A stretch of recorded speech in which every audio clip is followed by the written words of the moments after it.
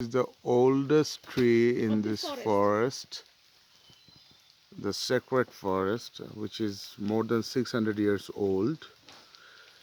And the trees around us, there are lots of medicinal herbs and trees which are being used as for different types of treatment of medical conditions like cancers, tuberculosis, and many others. There are rhododendrons, there are arjuns, and there are some many other trees and some rare species uh, which are not usually found in plain lands, plainland forests, only in the hilly forest areas.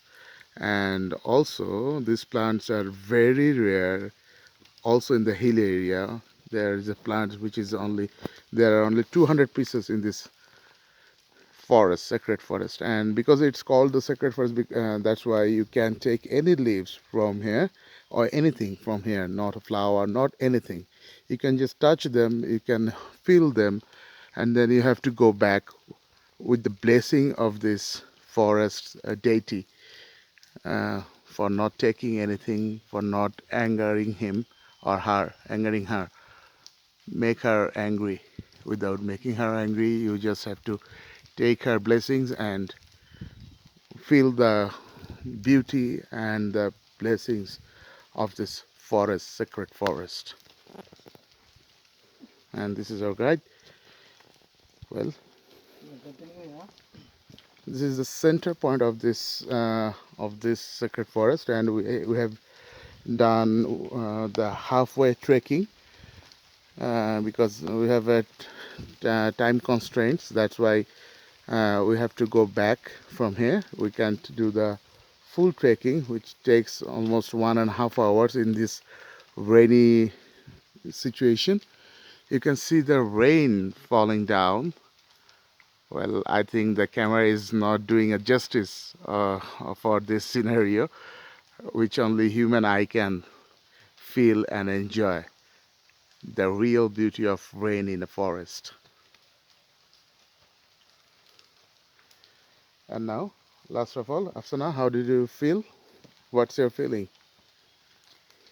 It's feel it feels like I can describe because when just I entered into the forest, I'm touching all the leaves or some flowers, but I feel like it's blessings to me. It's a different feeling.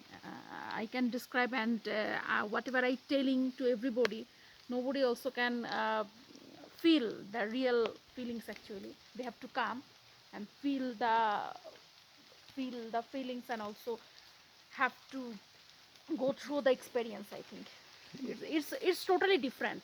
It's totally different from any other experiences in Meghalaya. It's really different.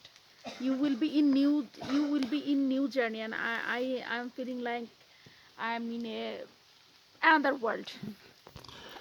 Well, for your advice, you should take a guide while exploring this forest because there are lots of trees and lots of histories here. There Without are guide, it's nothing actually. lots of monoliths around this forest and in this forest, which you will not know without a guide. And these local guides are very efficient and they are very professional. So they will guide you through the forest and they will inform you the history of this Yeah. forest and all the things that you must Without know guide, without a this guide. forest is just a forest, a lot of trees. Yeah, You mean that there's a lot of trees in the forest, but this forest is not a forest. It's actually the background, the history you have to know. yeah. So That's why it's without called guide, it's just sacred. like a bundle of trees. Yeah. Never, it's just a bundle of trees, but Hmm. with guide, you can know all the things here. Yeah, and you don't know all the trees here, so you won't understand how the life cycle of these trees are happening here. There are lots of animals here, the leopards, from leopards to many wildcats and many other things. But these two guys, these two dogs, they're very fond of us and they're walking around Following us, us. following us through the whole trekking. and that's why we have done a very safe and uh, what can I say, a beautiful, wonderful, enjoyable journey, trekking through the sacred forest. Okay, we'll continue. Go to Okay, this. so there's any more? So we should go for, furthermore. I know, like here this only place, but I'll explain here for us. This Yeah, Okay. please, puja place please. now. Okay, sure, please. So this is the altar. Yeah, This altar, the one have performing the ritual there. This is yeah, not the only one. I think I've seen there also. yeah. There are more than 5 of them. These are not natural. These are man erected. And this monolith here, one standing monolith, is for identifying for store, identifying for places. See there outside for ritual. Before do ritual, maybe they pray there first. And this one is for one single stone for landmark, identifying for places. So in this ritual here, we do with this bull sacrifice from that preparation Bull place. sacrifice. Yeah, preparation place. They carry the bull here, and then they just chop their bull and pour the blood inside this altar. Okay. So when they finish to pour the blood of the bull, they pray, they meditate here. So when they finish praying, so they used to